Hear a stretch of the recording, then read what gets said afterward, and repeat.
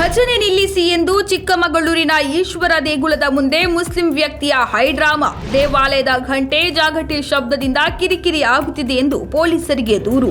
ಜಾಗಟೆ ಶಬ್ದ ದೇಗುಲದಿಂದ ಹೊರಗೆ ಕೇಳಿಸಬಾರದು ಎಂದು ದರ್ಪ ಮೆರೆದ ಪೊಲೀಸರು. ಭಜನೆ, ಭಕ್ತಿಗೀತೆ, ಜಾಗಟೆ, ಘಂಟೆ ಶಬ್ದದಿಂದ ಕಿರಿಕಿರಿ ಆಗ್ತಾ ಇದೆ ಎಂದು ಮುಸ್ಲಿಂ ವ್ಯಕ್ತಿಯೊಬ್ಬ ದೇವಸ್ಥಾನದ ಎದುರಲ್ಲಿ ಹೈಡ್ರಾಮಾ ನಡೆಸಿದ ಘಟನೆ ಚಿಕ್ಕಮಗಳೂರಿನಲ್ಲಿ ನಡೆದಿದೆ. ಚಿಕ್ಕಮಗಳೂರು ನಗರದ ಹಳೆ ಉಪ್ಪಳ್ಳಿಯಲ್ಲಿರುವ ಈಶ್ವರ ದೇಗುಲದ ಎದುರಲ್ಲಿ ದೇವಾಲಯದಿಂದ ಬರುವ ಶಬ್ದದಿಂದ ಕಿರಿಕಿರಿ ಆಗ್ತಾ ಇದೆ, ಭಜನೆ ಹಾಕುವುದನ್ನು ನಿಲ್ಲಿಸಬೇಕು ಎಂದು ವ್ಯಕ್ತಿಯೊಬ್ಬ ಪೊಲೀಸರಿಗೆ ಕರೆ ಮಾಡಿದ ಘಟನೆ ನಡೆದಿದ್ದು ಸಾರ್ವಜನಿಕ ಚರ್ಚೆಗೆ ಕಾರಣವಾಗಿದೆ.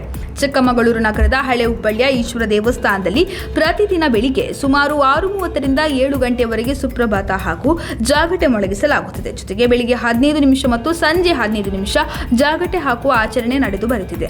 ಆದರೆ ಈ ಶಬ್ದದಿಂದ ತೊಂದರೆ ಆಗ್ತಾ ಇದೆ ಎಂದು ಫಾರೂಕ್ ಎಂಬ ಅನ್ಯ ಕೋಮಿನ ವ್ಯಕ್ತಿ ಬಸವನಹಳ್ಳಿ ಪೊಲೀಸ್ ಠಾಣೆಗೆ ದೂರು ನೀಡಿದ್ದಾರೆ. ಸ್ಥಳಕ್ಕೆ ಭೇಟಿ ನೀಡಿದ ಪೊಲೀಸರು ದೇವಸ್ಥಾನದ ಅರ್ಚಕರಾದ ಜಗದೀಶ್ ಭಟ್ ಅವರಿಗೆ ಜಾಗಟೆ ಶಬ್ದ ಹೊರಗೆ ಕೇಳಿಸದಂತೆ ಕ್ರಮ ಕೈಗೊಳ್ಳುವಂತೆ ಸೂಚನೆ ನೀಡಿದ್ದಾರೆ ಎಂದು ತಿಳಿದು ಬಂದಿದೆ. ಈ ವೇಳೆ ಕೇವಲ ಮಂಗಳಾರತಿ ಸಮಯದಲ್ಲಿ ಸುಮಾರು 10 ನಿಮಿಷಗಳ ಅವಧಿಗೆ ಮಾತ್ರ ಭಜನೆಯನ್ನು ಹಾಕಲಾಗುತ್ತದೆ.